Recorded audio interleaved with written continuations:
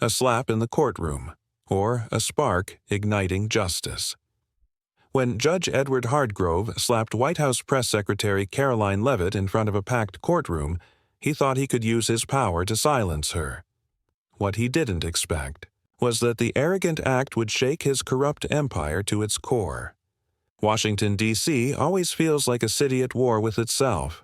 The wide boulevards, majestic marble buildings, and statues of heroes mask the deep, unresolved tensions just beneath the surface. Under the morning sun, the Capitol glimmers, but the air hangs heavy with political polarization. Donald Trump has just been re-elected, and the city hums with whispers. Loyalty and resistance echo in coffee shops and corridors of power as people argue about the nation's future. But inside the D.C. federal courthouse, truth is supposed to face the sword of justice, or so everyone hopes. Judge Edward Hardgrove enters the courtroom with the confidence of a man who has ruled from the bench for over 3 decades. At 63, he's a titan in the judicial system.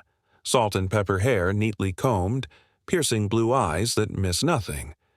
He walks like a scholar, composed and in control, but there are whispers. Whispers of bias, of rulings that always seem to lean against, Trump-aligned interests, of cases that quietly disappear. Hardgrove doesn't acknowledge them. To him, the courtroom is his domain, and he is king.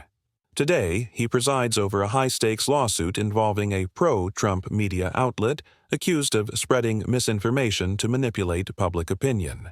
The courtroom, with its neoclassical columns and flickering fluorescent lights, hums with anticipation. Reporters lean in, lawyers exchange hushed words. Karoline Leavitt walks through security like she owns the place.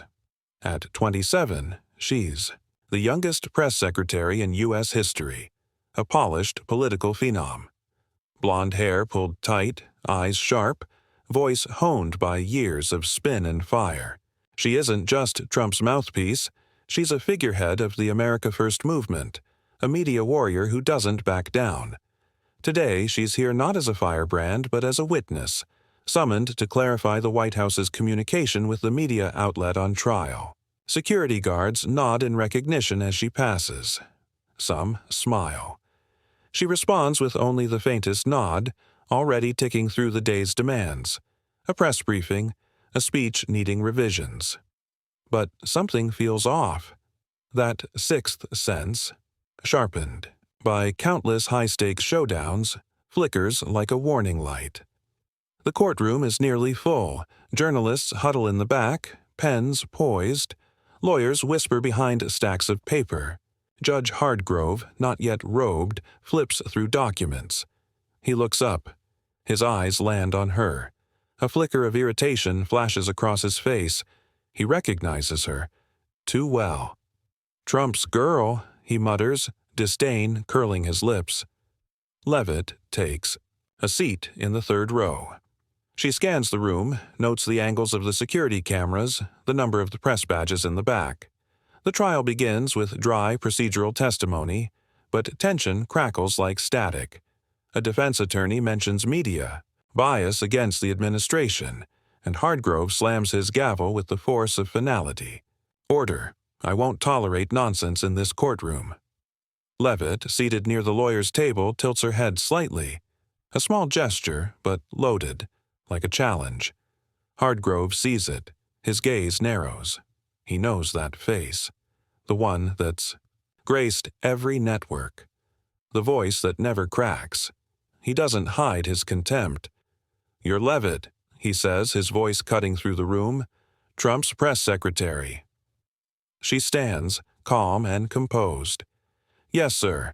I'm here as a witness. But I'd like to ask whether this court can ensure fairness in judging a case so politically charged." Her words are polite, controlled, but in a room like this, they're explosive. Journalists spring to life, pens scribbling. The crowd murmurs.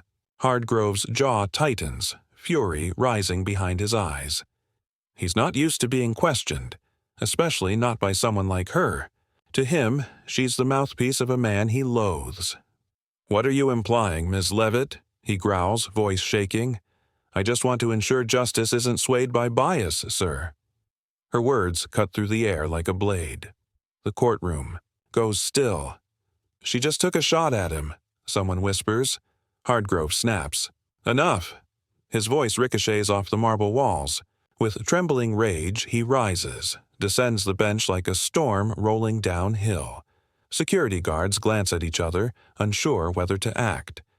He closes the distance between them. "You think you can stand here and challenge me?" he snaps. And then, everything breaks.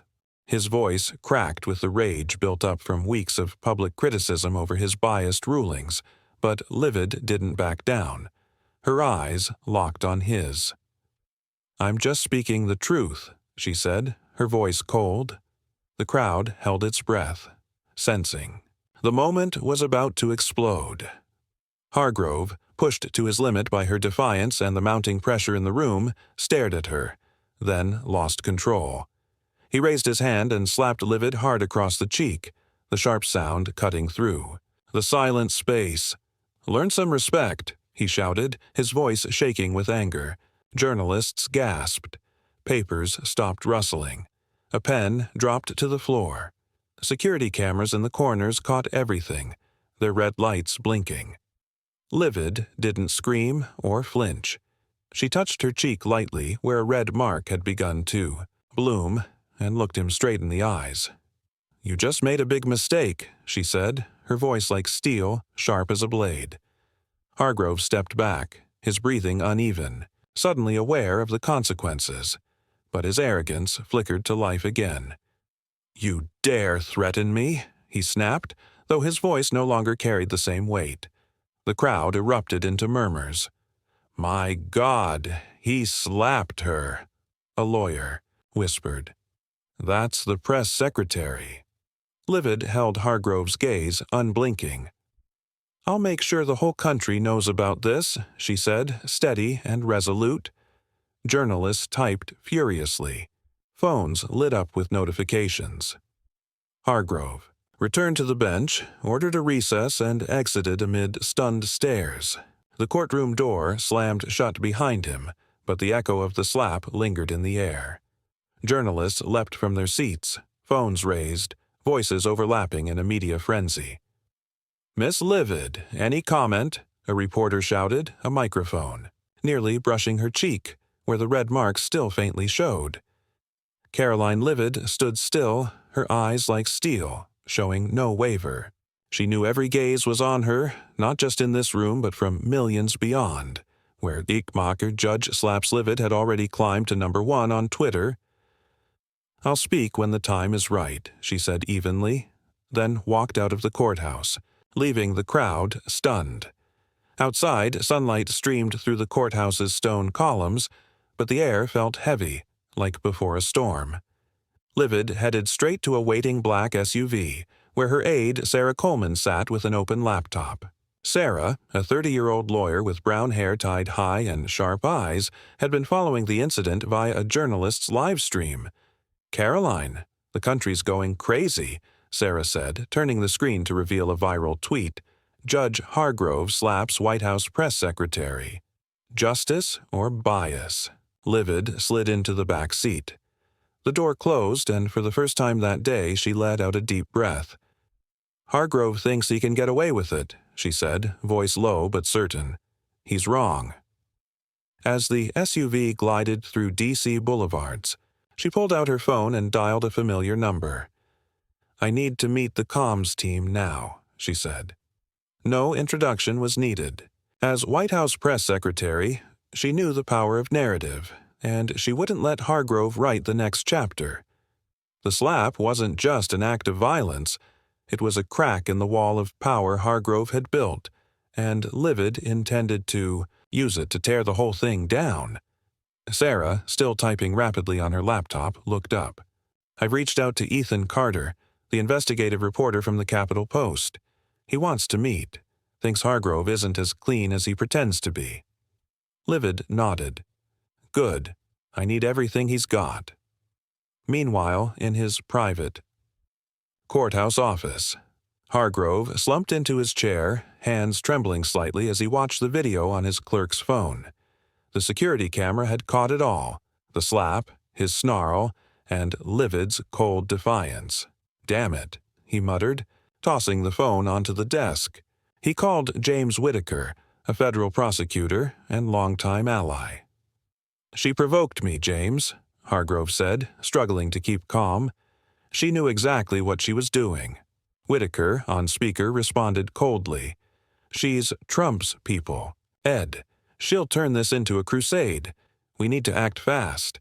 Hargrove nodded, though no one could see it. "Call the Judges Association, draft a statement, say it was a misunderstanding, and find a way to shut her up." But Leavitt had no intention of staying silent. At the White House, she strode into the briefing room where the comms team waited. A large screen displayed social media posts. Some called her a victim. Others accused her of staging it to curry favor with Trump. "They're dividing the narrative," an aide said. Leavitt gave a thin smile. "They always do, but this time we'll steer the story." She requested an exclusive. At 10:12, she's prepping for an interview with a Trump-friendly network where she plans to publicly call for an investigation into Hargrove for abuse of power. "If he thinks a slap will silence me," she tells her team, "he doesn't know who he's dealing with." Around the same time, Ethan Carter, a lanky reporter known for his deep dives into DC's shadows, is sitting in a coffee shop near the courthouse. He's scrolling through old notes on Hargrove, controversial rulings, vanished cases, whispers of bribes. When Sarah reaches out, Ethan agrees to meet Leavitt, but only with one condition. "I don't work for the White House. I chase the truth, wherever it leads," Sarah replies over the phone. Karoline wants that too. She's not afraid of the truth. Back at the White House, Karoline Leavitt checks her personal phone. A rare moment. A text from her husband. A photo of their son, playing in the yard. "You okay? I saw the news." She smiles faintly, eyes heavy. The slap wasn't just a red mark, it was a warning, a symbol of the cost she's paying. She types back quickly, "I'm fine, home soon." But she knows that soon is a fragile promise. Hargrove isn't just a judge who lost his temper. He's part of a system she's sworn to confront. She straightens her jacket and heads back to the briefing room. "Prep the statement," she tells her team. "We're demanding a Justice Department investigation into Hargrove. Not just for the slap, but for everything he represents." As dusk falls over DC, Ethan emails Sarah with an attachment. An old ruling where Hargrove dismissed a case against an anti-Trump interest group, despite compelling evidence. Ethan's message is short. This is just the start. Hargrove isn't acting alone. Sarah forwards the email to Leavitt, who reads it under the dim light in her office. She closes her eyes and exhales slowly. The slap was Hargrove's mistake, but it's also her opening, not just to strike back but to expose the entire machine behind him. "This is where we begin," she says to Sarah, her voice steady and sharp. In a small White House office, Leavitt sits across from Sarah Coleman, eyes fixed on the documents Carter just sent. One of them is that old Hargrove ruling, dry and formal, but damning. Proof he let a powerful group off the hook. Sarah leans in, voice low. This isn't random. Hargrove isn't just biased. He's protecting someone. Leavitt nods, tapping her fingers on the desk. "And we're going to find out who." The slap has turned into a public flashpoint. After last night's interview, the hashtag #JewHargrove scandal is overtaking Judge Slaps Leavitt across Twitter and TikTok, with video clips from the courtroom going viral. But Leavitt knows winning the internet isn't the same as winning the war. Hargrove isn't just one corrupt judge, he's a cog in something bigger. And that machine is fighting back. Articles begin surfacing, labeling her a provocateur or Trump's lackey. Some dig into her past, college days at St. Anselm, early, work in the Trump administration, trying to frame her as a political opportunist. She reads them with a thin smile, but she feels the weight building. In his cluttered office at the Capitol Post, Ethan Carter keeps digging. Rulings from the last 5 years. Patterns emerge. One case stands out, Hargrove dismissing fraud charges against another anti-Trump nonprofit, even with evidence of illegal transfers. Ethan scribbles in his notebook. Too many bent rulings. Who's backing him? He sends Sarah another email, a list of suspicious cases. Hargrove isn't working alone. I need to meet Leavitt. Sarah forwards the message. Leavitt, preparing for her next briefing, agrees to see him tonight. Elsewhere, at a discreet restaurant in Georgetown, Hargrove sits stiffly across from James Whitaker, a federal prosecutor and longtime ally. The chandelier above flickers softly. Hargrove's knuckles are white around his glass. She won't stop, James. She wants to make me a scapegoat. Whitaker, silver-haired with a controlled smile, leans forward. Ed, calm down. We've handled worse. The Judges Association will protect you. They don't want this thing blowing up. She's shaking the system, Hargrove mutters. Whitaker's eyes sharpen. But Leavitt's the real threat. She has the White House behind her, and she knows how to play the media game. We need to discredit her. Fast. Hargrove nods slowly, but deep down, a flicker of fear rises. The slap wasn't just a mistake. It was a door he never meant to open. Livid, face tight with emotion, leaves her office just as the sun dips below the horizon, the White House's stone walls bathed in a red glow. On her way to the coffee shop where Ethan waits, her phone buzzes. A message from an unknown number. Stop, Leavitt, or your family will pay. She stops cold, breath catching. An image of her infant son flashes through her mind.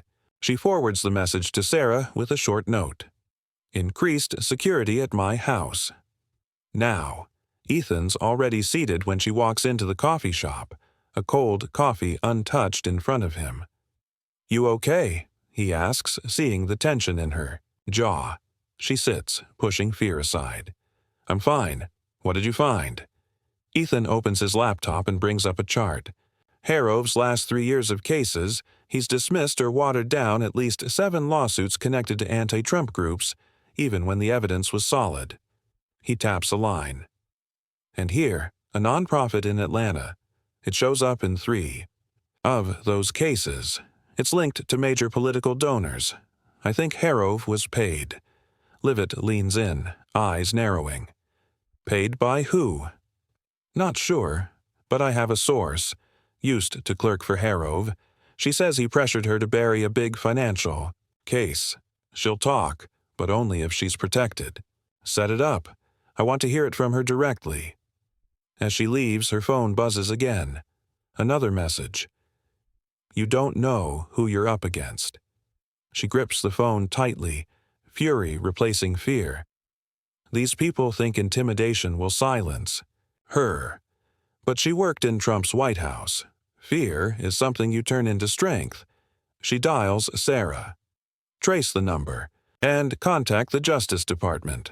I want a formal investigation into Harrove, not just for the slap, but everything he's hiding.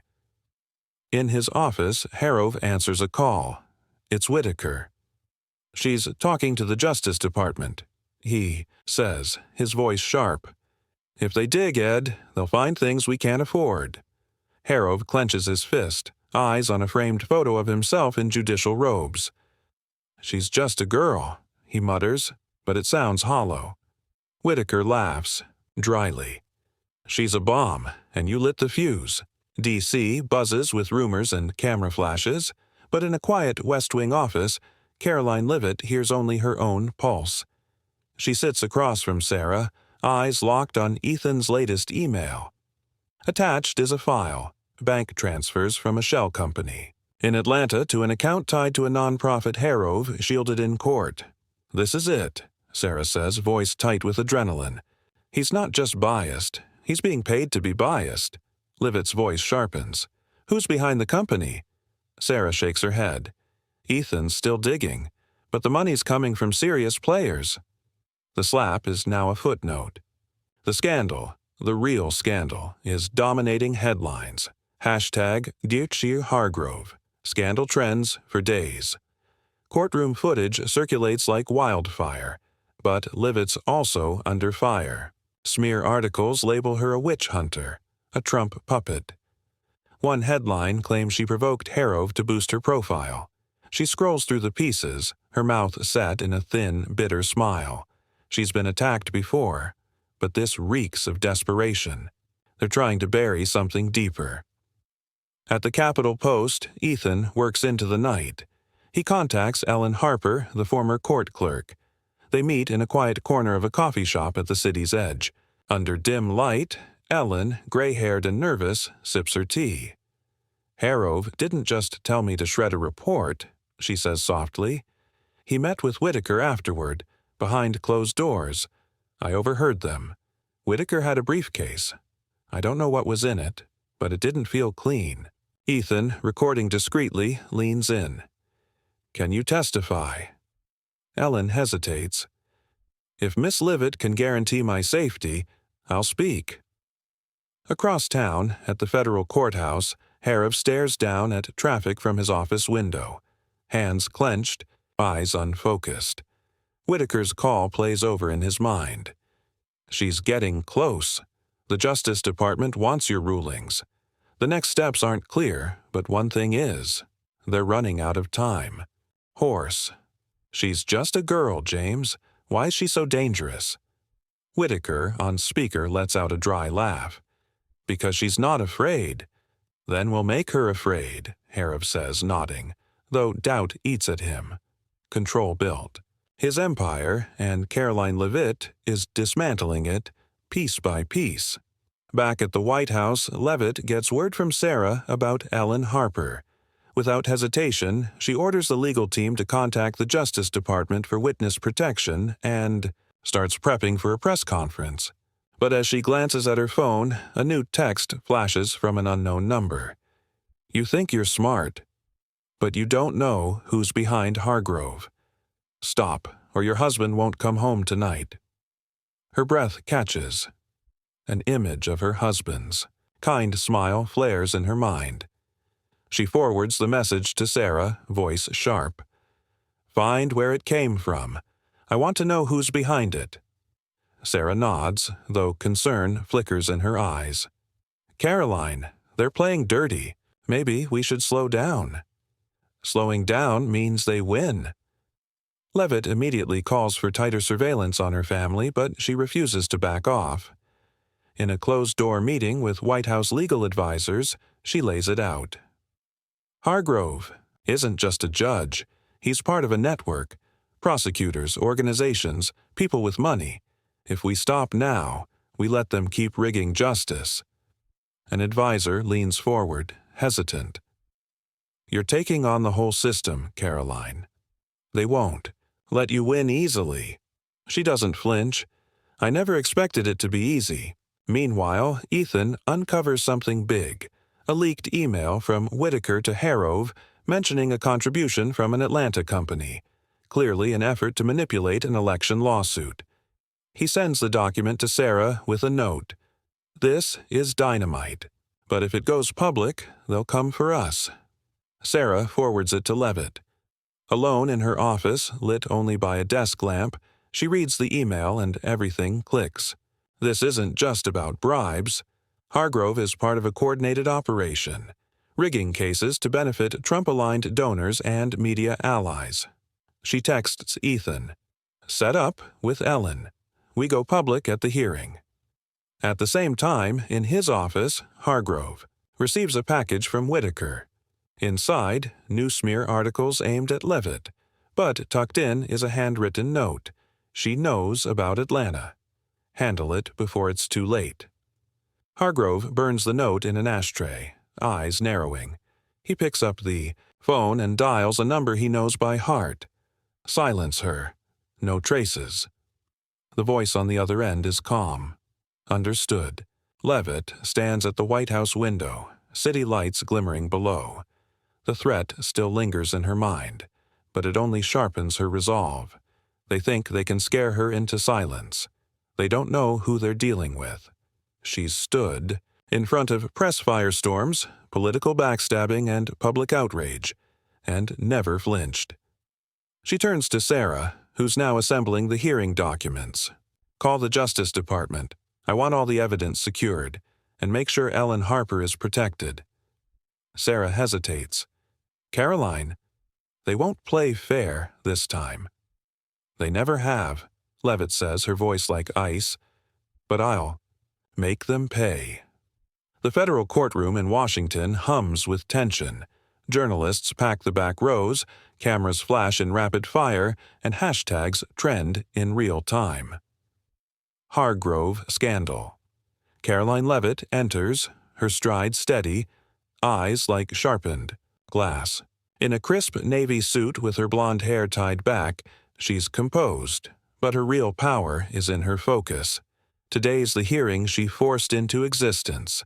Today, Judge Edward Hargrove has to answer, and she's not here to compromise. Hargrove sits at the defense table, face tight, blue eyes dulled. No longer cloaked in the authority of his robe, just a gray suit and a fading illusion of control. Beside him, his lawyer fidgets, knowing the courtroom's gaze isn't just on Hargrove, it's on a broken system. Sarah stands close to Leavitt and hands her a folder. Inside, leaked emails, financial records, and Ellen Harper's handwritten testimony. We have enough to bury him, Sarah whispers. Leavitt nods. Not just him, all of them. Judge Margaret Ellis calls the room to order with a sharp bang of the gavel. We're here to examine allegations against Judge Edward Hargrove, she announces, her voice carrying through the chamber. Karoline Leavitt steps forward, not just a woman in a courtroom, but a force aimed straight at the heart of corruption. Leavitt, you may begin.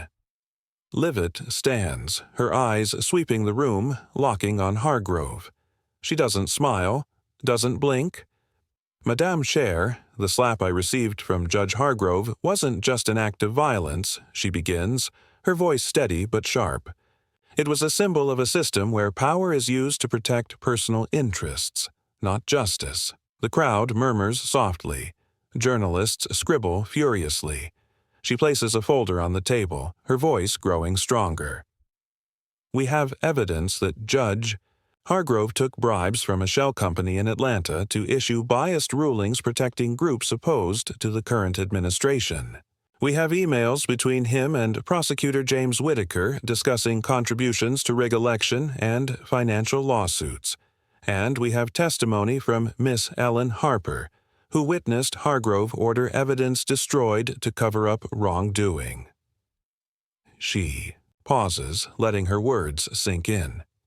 Hargrove bows his head, his hands clenched, saying nothing. Hargrove's lawyer stands, voice shaky. These allegations are speculative, Madame Cher. Miss Leavitt is turning a personal incident into a political witch hunt. Leavitt responds instantly, cutting him off.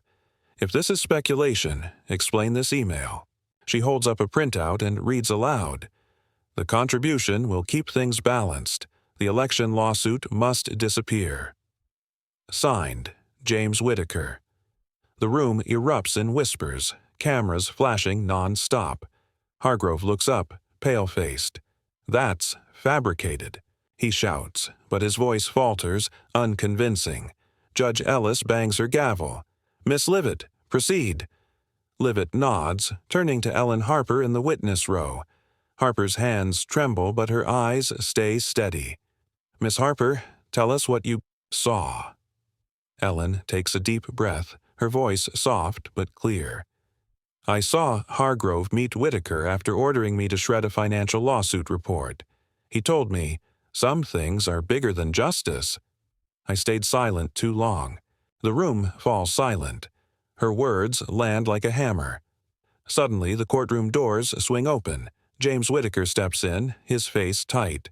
Journalists turn. Cameras pivot. Leavitt looks at him, unblinking. Whitaker, under the scrutiny of every eye, approaches the witness table. I request to speak, he declares, his voice wavering. Hargrove turns, eyes panicked. James, don't, he whispers. But Whitaker cuts him off. I'm not going down for you, Ed. He faces Judge Ellis. Hargrove pressured me to drop lawsuits. He said it was orders from higher up. I just followed. The room explodes. Journalists shout questions. Phones glow with fresh tweets. Prosecutor Whitaker accuses Hargrove. Leavitt stands still, her eyes locked on Hargrove, who slumps in his chair as if all strength has left him. "Who's higher up?" she asks, her voice sharp as a blade. Whitaker blinks, hesitant, but Leavitt's stare allows no retreat. "I don't know specific names," he mumbles, words weak and unconvincing. She turns to Judge Ellis. "Madam, I request a federal investigation into this entire network, not just Hargrove." Judge Ellis nods, voice stern. "Request noted. Judge Hargrove, you are suspended immediately, pending further investigation." Hargrove opens his mouth, but no words come. He looks at Leavitt, his eyes a mix of anger and fear. She doesn't look back. She turns and walks out of the courtroom, through a swarm of press, cameras flashing relentlessly. Sarah follows, whispering, "You did it." Leavitt shakes her head slightly. "Not yet. This is just the beginning." Outside the courtroom, social. Media erupts. Hargrove down trends alongside praise for Leavitt and criticisms accusing her of politicizing justice. In the car back to the White House, Leavitt checks her phone. A text from her husband. "I'm proud of you." She smiles, but her eyes remain cold. Hargrove has fallen. But Whitaker revealed a bigger truth. There are others, higher up, still hiding in the shadows. She texts Ethan Carter. Find who's behind Whitaker. The hearing was a victory, but Leavitt knows her fight isn't over, and she's ready to go all the way. Karoline Leavitt sits in her office, eyes fixed on a TV screen replaying Hargrove's suspension. Images of him, pale-faced and panicked, loop across news channels, interspersed with clips of her presenting evidence. Hargrove, down, dominates. Twitter, but Leavitt doesn't smile. James Whitaker's confession echoes in her mind. There are still names to uncover. This isn't a victory. It's the first step in a larger battle. Sarah Coleman walks in, placing a stack of newspapers on the desk. "The Justice Department has launched a federal investigation into Hargrove," she says, her voice laced with both excitement and unease. "They're reviewing every ruling he's made in the last 10 years. Whitaker's been suspended too, pending questioning." Leavitt nods, but her eyes fix on the front page of the D.C. Chronicle. The headline reads, "Leavitt turns justice into political game." The article quotes anonymous sources accusing her of using the Slap case to push Trump's agenda. She pushes the paper aside. "They're trying to discredit me," she says, voice calm but edged with steel. "That means we're on the right track. But the counterattack isn't just in the media." As Livia checks her email, a message from an unknown number pops up. "You think you won, but you've only scratched the surface. Back off, or the whole White House will pay." Her grip tightens on the phone, fury flashing in her eyes. It's not the first threat, but this one feels different, sharper, more sophisticated. She forwards it to Sarah. "Send this to security. I want to know where it came from." Sarah nods, though her face is tense. "Karoline, they're not just targeting you. They're coming after all of us." Meanwhile, Ethan Carter sits in his cluttered office at the Capitol Post, the blue light of his laptop casting shadows across his face. He's buried in documents, wire transfers from the Atlanta shell company to accounts linked with D.C. political figures. One name jumps out: Senator Robert Klein, a vocal anti-Trump figure, a champion of democracy. Ethan scribbles, "Klein tied to Hargrove?" He fires off an email to Sarah, attaching the documents with a note. If Klein's involved, this isn't just about the judiciary. This is high-level politics. Sarah forwards it to Leavitt, who reads the message under the soft glow of her office lamp. Her heart pounds. Klein isn't just a senator. He's a symbol, someone with deep influence in Congress. This changes everything. Hargrove, secluded in his lavish apartment, is rapidly becoming a pariah. His phone lights up with messages from old allies, but no one picks up when he calls. Whitaker's turned against him. The Judges Association won't comment. He pours a glass of whiskey with trembling hands and stares at the TV. Leavitt's interview plays. Justice doesn't stop at one man. We'll go to the end. He slams his glass down. She's going to destroy everything. He dials a number. His voice is low. She's digging deeper. Handle it before the Justice Department finds clean. The reply is cold. We have a plan. Leavitt, finally, makes it home for the first time in days. Her husband stands in the living room, arms open. You okay? She nods, but her eyes drift to a photo on the shelf, her son beaming in her arms. The threats still buzz in her mind, but she shoves them aside. We'll get through this, she says, steady. But deep down, she knows the cost could be far more than she ever expected. Later, she sits down to debrief him on the hearing. When he asks about Clean, she hesitates. If Clean's involved, she says, this won't just be about Hargrove. It'll bring down the whole system. The next morning, Leavitt meets with the White House legal team, pushing them to expand the investigation. They need to go after Cleany. We need hard evidence, she says, her tone razor sharp. Cleany isn't like Hargrove. He's got Congress behind him. One advisor warns her, if you target Cleany, you'll make all of D.C. your enemy. She gives a thin smile. They've been my enemy since Hargrove slapped me. Ethan gets another leak. Minutes from a closed-door meeting between Clean and Whitaker discussing how to use the courts to take down Trump allies. He sends it to Leavitt with a warning. Be careful. Someone's trying to help us, but they're scared. Leavitt reads it, eyes blazing. She replies, prep for a presser. We go public soon. She knows time is running out. Hargrove's power is fading, but the network behind him isn't gone. It's just gone quiet. As she gathers her things, another text arrives. You can't touch us, Leavitt. She stares at the message, pulse rising. Hargrove is collapsing. Whitaker has flipped. But the real players are still in the shadows. She looks to Sarah. Set up the biggest press conference we can. We're naming them. All of them. Sarah nods, admiration and worry mingling in her expression. Leavitt steps out of her office, the hallway lights casting her shadow long and unwavering. The unquenchable flame. Hargrove may have started this, but Leavitt will finish it, right there in the White House briefing room. Karoline Leavitt stands behind the podium, the silence heavy, her eyes sweeping over the crowd of reporters. Cameras. Blink, microphones stretch toward her. Just hours earlier, she signed off on the final statement, evidence ironclad, minutes from a closed-door meeting between Senator Robert Clean and James Whitaker, plotting to funnel money into Judge Edward, Hargrove's courtroom for biased rulings. Naming Clean would shake Washington. She knows that, but she doesn't flinch. Hargrove started this war with a slap. She'll end it with the truth. A deep breath. Then her voice slices through the static. Today, we're releasing evidence that Senator Robert Clean funded a corrupt network in the federal judiciary using money from an Atlanta shell company to manipulate cases against the current administration. The room erupts, shuffling, shouting, camera flashes like lightning.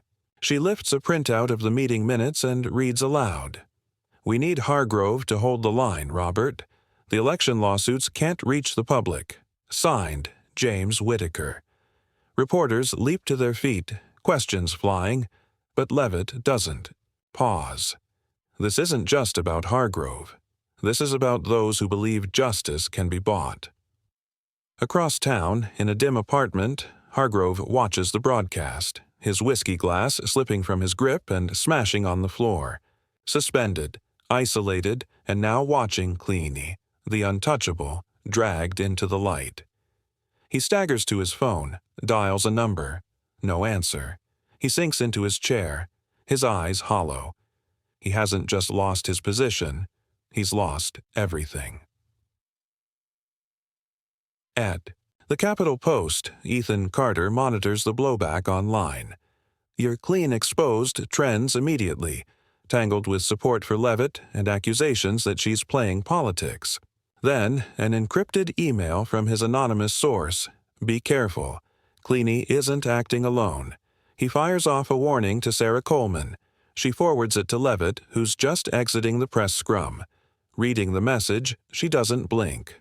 Will. Find them, she tells Sarah, her voice edged in steel. Within hours, Cleany calls an emergency press conference. Standing before Congress, his silver hair neat, his eyes lined with exhaustion, he announces his resignation. He calls it a misunderstanding, offers no real denial. I'm stepping down to protect this institution's honor, he says. The press isn't buying it. Were you tied to Hargrove? Someone yells. He turns, silent. Leavitt watches from her office, face unreadable. One piece down. Others are still hiding. That evening, the Justice Department calls. Whitaker has flipped, agreeing to testify in exchange for leniency. In a sterile interrogation room, he lays it out. Cleany funded more than just Hargrove. There was a group, donors coordinating to manipulate election cases and influence media narratives. They wanted to weaken Trump, he admits, his voice shaking. Hargrove was just the enforcer. Sarah relays the report. Leavitt's eyes flash. We need the names of those donors, she says. Sarah nods but warns her. Karoline, if you push further, they won't just threaten you. Leavitt returns home that night, a rare calm settling over her. Her husband wraps her in an embrace, whispering, "You did it." She steps quietly into her son's room. He's asleep in his crib, the soft rise, and fall of his chest the only sound. Her eyes soften. Clean has fallen. Hargrove is finished. Whitaker has flipped. But the question still lingers. Is she doing this for justice or for Trump? She doesn't let herself answer. I'm fighting for this boy, she whispers, brushing her fingers against her son's tiny hand, for a world where truth matters. The next morning, she's back with the White House legal team, demanding. They build a file to track down the donors Whitaker named. We don't stop, she says firmly. An advisor hesitates. You've already taken down a senator. They won't let you go further. She smiles, steady. They don't have a choice. The threats, the smear campaigns, she knows the cost. But she's not turning back. Back in the White House briefing room, she stands again, the room tense with anticipation. She announces that the Justice Department has widened its investigation.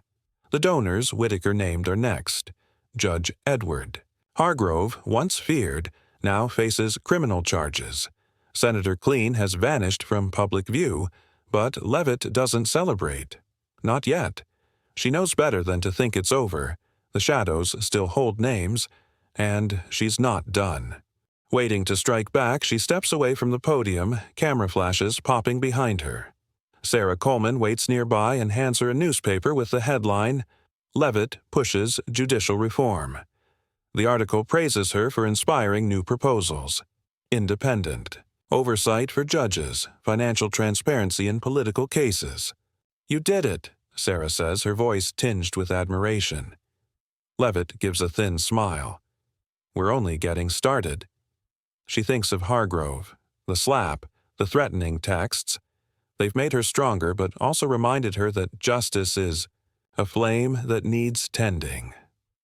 That evening, Leavitt returns home, where her husband is playing with their son in the living room. She kneels, hugging the boy, feeling a rare peace amid the political storm. His carefree smile is why she fights. Not just for Trump, not just for justice, but for a world where truth still has value. Mommy's going to keep things right, she whispers. He giggles, as if he understands.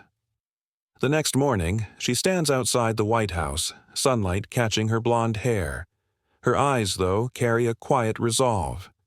Hargrove, Whitaker, Clean. They were just pieces. The fight against corruption never truly ends. As she steps into the briefing room, the microphone's humming, she knows she's changed the game. A new hashtag is spreading on Twitter, Leavitt Legacy. Justice, Leavitt realizes, isn't a destination. It's a flame she'll pass on. To her son, to DC, to those who believe truth is worth fighting for. She takes a deep breath, ready for the next battle. The story: Judge Slaps Karoline Leavitt in court. 4 minutes later, his corrupt empire begins to crumble, deeply reflects the tensions and challenges in American society today: political polarization, abuse of power in institutions, and the role of truth in confronting injustice. Judge Edward Hargrove's slap wasn't just an act of violence, but a symbol of bias and power abuse, the kind Americans often witness in judicial or political scandals. Leavitt's journey, from exposing Hargrove's bribery to unmasking Senator Robert Klein's corrupt network, reveals the strength of personal resolve and responsibility in challenging entrenched systems. The threats to her family, the social media smear campaigns, the support she received from Sarah Coleman and Ethan Carter, all of it mirrors today's reality, where truth is often distorted and those who speak out face real risk. But her fight wasn't built on sentiment. It was backed by solid evidence: emails, financial records, Ellen Harper's testimony. It shows justice doesn't come from outrage alone, but from transparency and undeniable proof. In a society constantly debating the integrity of its institutions, Leavitt's story offers a powerful reminder: standing up for truth demands courage, preparation, and persistence. She didn't back down from Hargrove's slap or the threats to her son and husband. Instead, she used her role as press secretary to expose the rot, publishing emails, corporate financials, and connections between corrupt figures. In an era where hashtags like Nachi Hargrove Scandal and Ikij Leavitt Legacy shape public opinion, her actions prove that anyone can drive change with the right information and the resolve to use it. From protecting witness Ellen Harper to advocating for judicial reform, Leavitt shows that fighting corruption is not about quick victories, but long, strategic efforts requiring trust, collaboration, and relentless truth-seeking. Her alliance with Sarah and Ethan is proof. In the real world, the lesson is clear. When we see injustice, in our workplaces, our communities, or our government, we shouldn't stay silent. Seek the truth, build alliances, and pursue justice, no matter how long it takes. The story, also, reminds us of the cost, the threats, the smear campaigns, the risks to what she loves most. It's a call to protect what matters while we fight for what's right. Leavitt's legacy, the reforms she sparks, the truth she defends, is proof that one brave act can start a chain reaction. One voice, standing firm after the slap, can shake the system, but only if we don't give up. Subscribe to the channel to follow Karoline Leavitt's journey for justice, and don't miss the next inspiring stories. Thanks for watching.